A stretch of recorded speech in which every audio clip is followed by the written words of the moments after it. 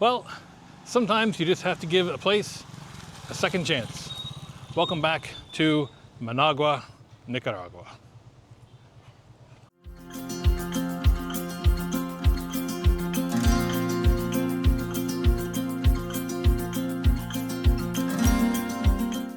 Welcome back to my channel. My name is Ian. I'm known as WanderBeard around these parts.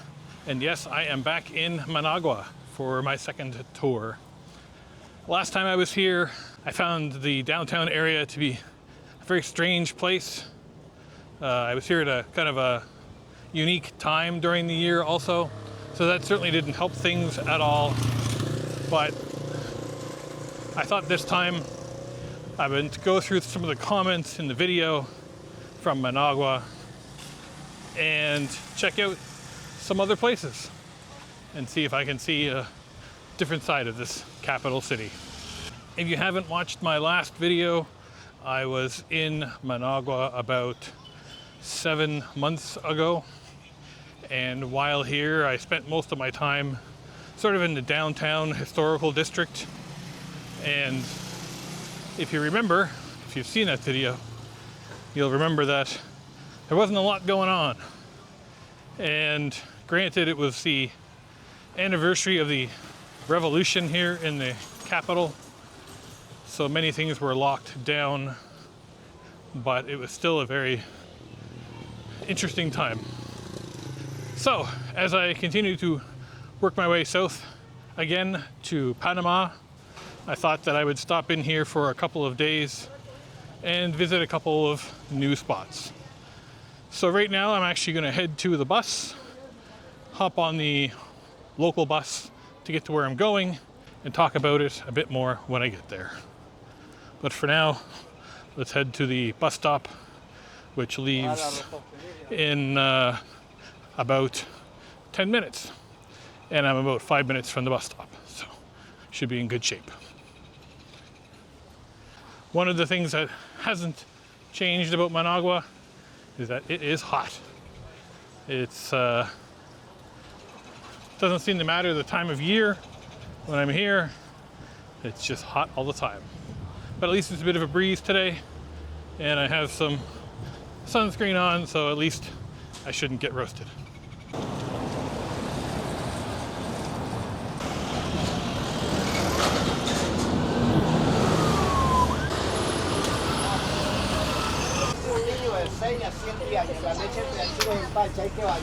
Gracias.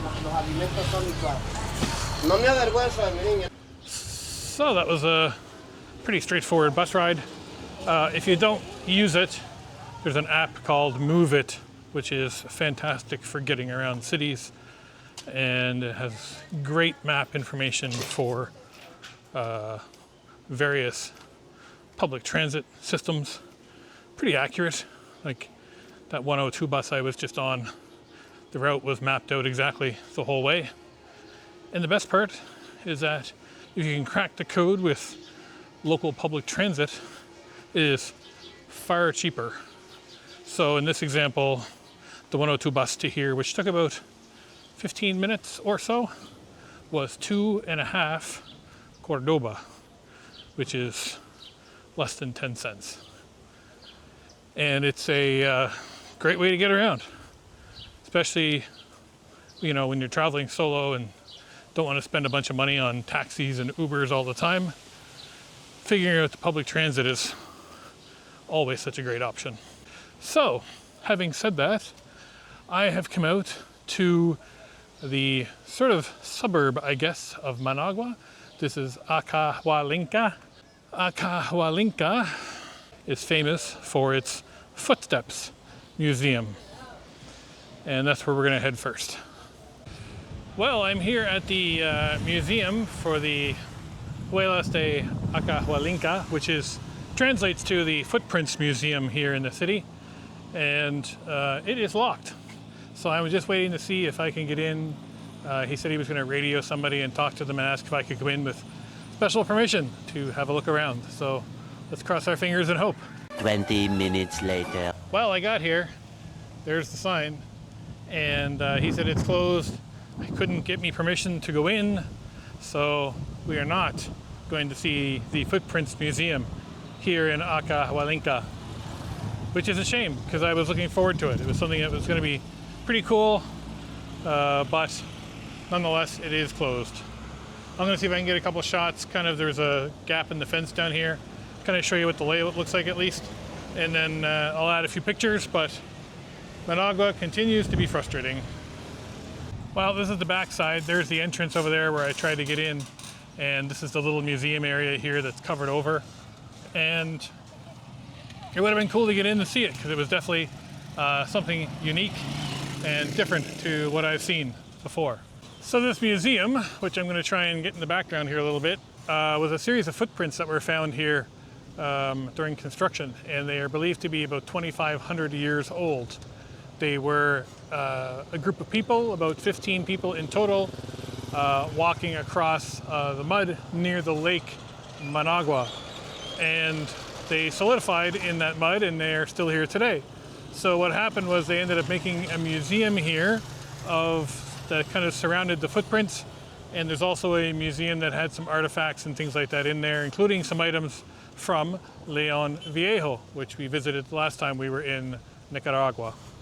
But as I said, unfortunately, it is closed, no access whatsoever, which is a shame. So that is the end of my first stop here, I suppose, today. From here, I'm going to head down. I have a couple more stops that I wanted to check out, which I suspect at least will be open today. Well, I'm not going to let a little bit of bad luck with my first stop spoil the rest of my day. So I just hopped on the number 6 bus, just a few blocks, maybe 10 minutes at most, and going to head down to Puerto Allende, which is the waterfront area along the lake where there are lots of restaurants and bars, and we'll see if it's a hub of activity. It is supposed to be one of the more popular places in town. It is just lunchtime right now, so let's go and have a look. Maybe find ourselves a cold drink on this hot day, sit by the lake, talk about Managua a little bit more. This is actually not too far where we were last time. This is sort of the main square area where the celebrations happened, and the waterfront area that I walked down to where the Ruben Dario Museum was, it's just sort of just down there. We're gonna head this way. It looks very fancy. It's the Puerto Salvador Allende, and let's go and have a look. So I've made my way down here to Puerto Salvador Allende, which is a tourist district here in the city of Managua. It was 10 Cordoba to get in, which is 50 cents, something like that. And it's this beautiful space along the water here. You can see there's Lake Managua all the way around. It's quite breezy here today with the whitecaps and stuff on the lake. And there's a whole host of things to do and see here, although it is extremely quiet at the moment. There's between, I think, 30 to 40 different restaurants down here. There's a go-kart track. There is what they call 5D entertainment.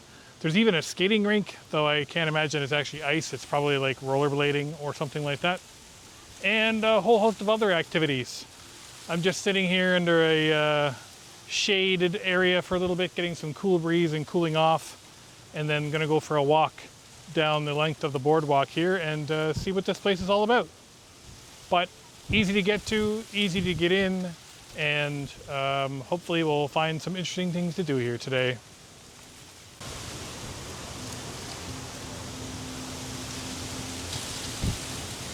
So it is very windy here, so I'm going to have to try and walk this way to keep my microphone out of the wind.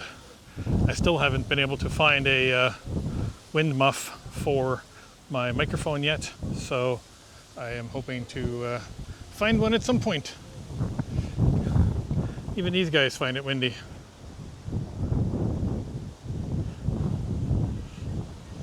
But at least they're a bit more streamlined than I am. This port area was first opened in 2008 as an effort to help revitalize the sort of downtown area, to attract tourists, of course, and to bring tourist dollars to the area. From what I have understood from reading, it sounds like it's been mostly a pretty good success. despite how empty it looks at the moment, I am here on a Wednesday afternoon in the middle of the day.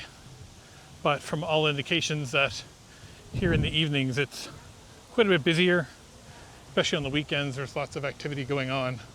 We're just going to take a walk down here and have a look around and see.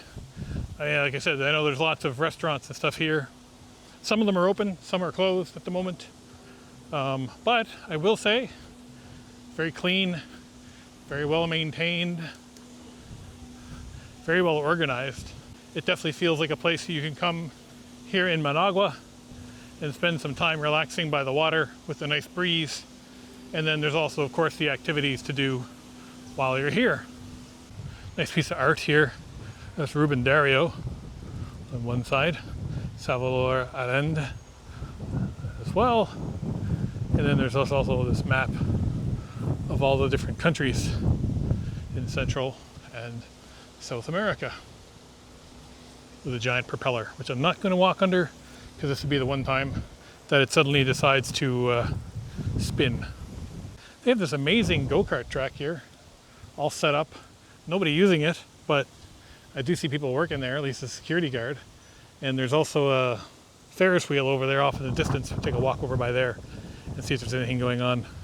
Everything looks like it's in great order here, but it is a bit of a ghost town at the moment. They say that this go-kart track here is the largest in all of Central America, but it's not going to be much fun checking it out by myself. In fact, it is closed anyway. Well, at least I found somewhere that was open here, this Latte Cafe, and had a nice iced coffee there and a donut just to take a little bit of a break. As far as I can tell, based on the reviews, the go-kart place is normally open, but it is closed at the moment. And based on the reviews, I don't think I'd probably want to try it out anyway. Bit of a cloud cover all of a sudden, which has helped to break the heat a little bit. I just want to go over here and see with this Ferris wheel.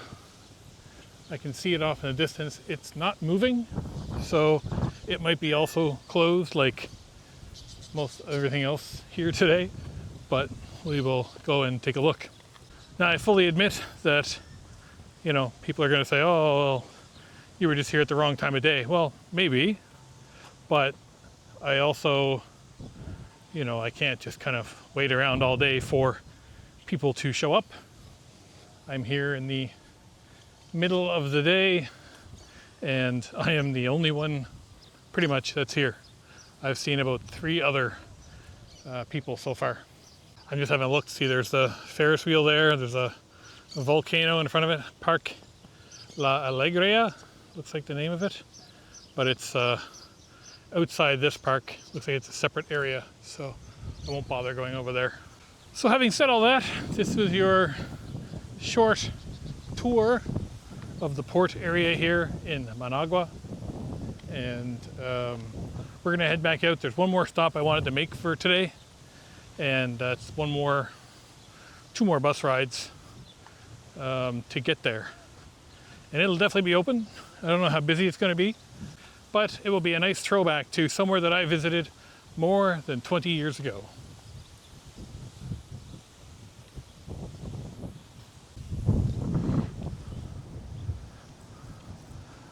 And so I've sort of ended up where I was last time. We're just sort of down here. This is a continuation of the waterfront. The Ruben Dario Museum was just over there. The Ruben Dario Theater is here. And this was the big park where they were having the Revolution celebrations when I was here. This was all blocked off.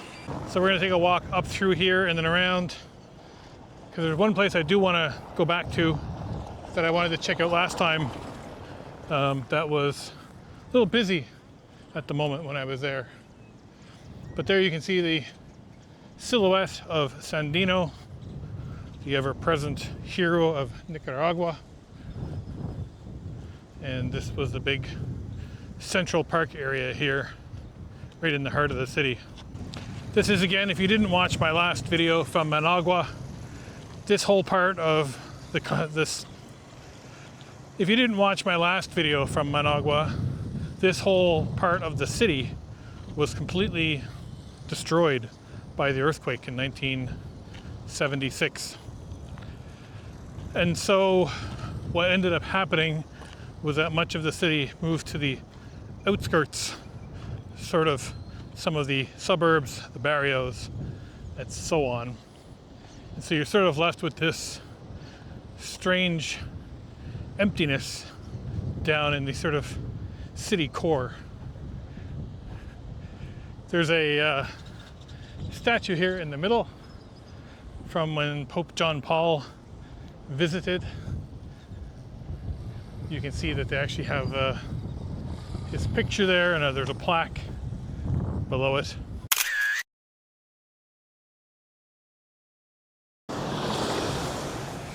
So the last time I was here in Managua, as I said, was during the anniversary of the revolution. And I came by this Palestine park here in Managua. When I got here, there was a delegation here from Palestine themselves who were here as part of the anniversary of the revolution. They were invited by the Nicaraguan government.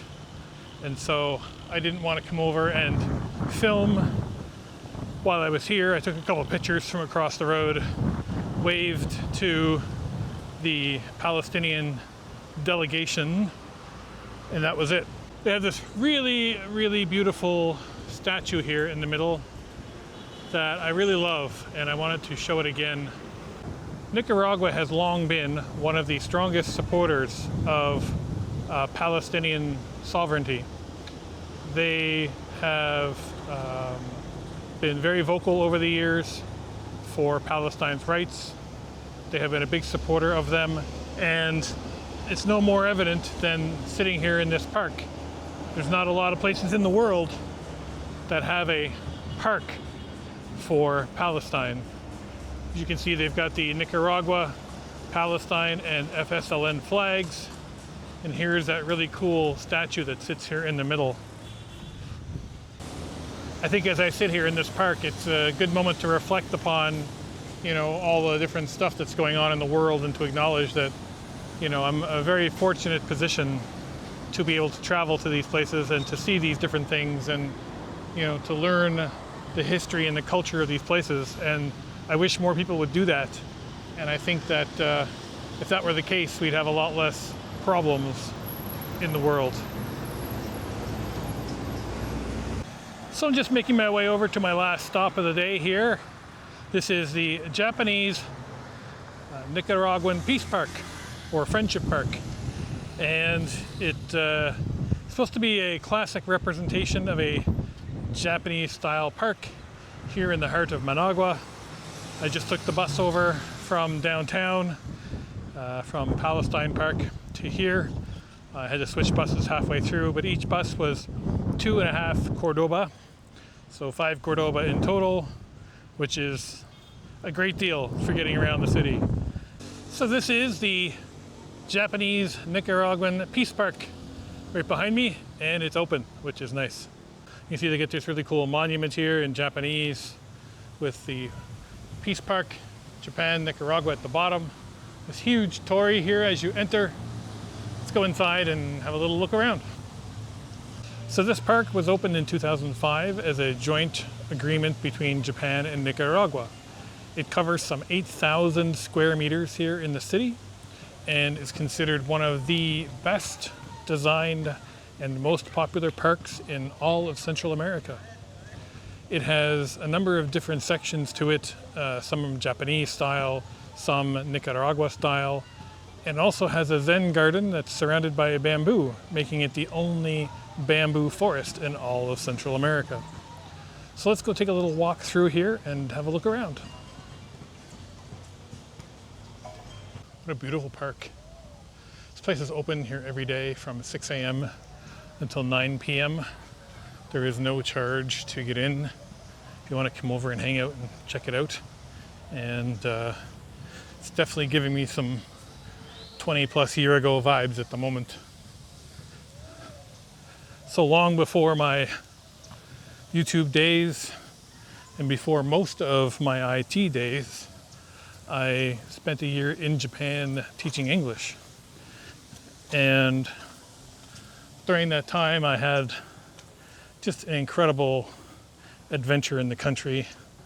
You know, I loved the city of Tokyo so much, and just the people were great.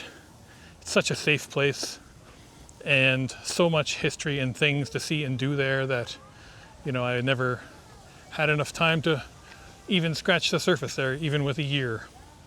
I do hope to get back to Japan in the future. It is one of those places that will always remain special. And yeah, this place is a little slice of that, for sure. They've got all these kind of nice bridges and stuff here. Island of Paradise, so it's like a miniature version of Horaijima in Japan. It's so dry here at the moment that even the bamboo garden has kind of wilted a little bit, but just what a spectacular place. It really does feel like it did in some of the beautiful parks there in Tokyo that I visited.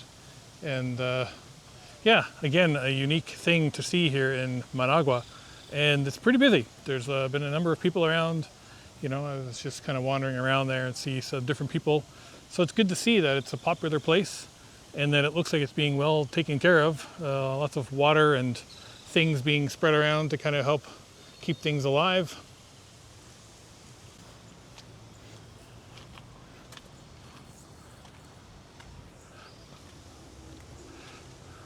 So I'm glad I came back to Nicaragua, and specifically here in Managua, to see some more things in the city.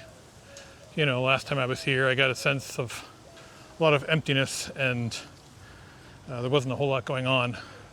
But I feel like this time, at least, I got to see some new things and get to explore the city a little bit more. It's still a very mysterious city in some ways. But there's definitely life here, for sure. This park was really cool to see. Getting back to Palestine Park today, going down to the waterfront, down to the pier area, and other spots are definitely things worth checking out if you're going to be in Managua for a few days. Really cool spot. Definitely worth coming and checking out. As I said, it's open every day from 6 a.m. to 9 p.m. No charge to get in, so you can come by and check it out.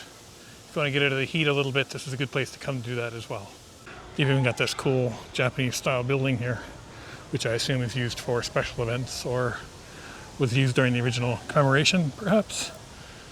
But yeah, really nice spot. So I think my last stop from here is I'm going to head over to Metro Centro, which is the big shopping center that's here. I think I've earned some air conditioning for a little bit today. It's been like 32, 34 degrees all day as I've been walking around. So thankfully it appears that my sunscreen has held up well. So I'm going to go over there and cool off a little bit and have a look around.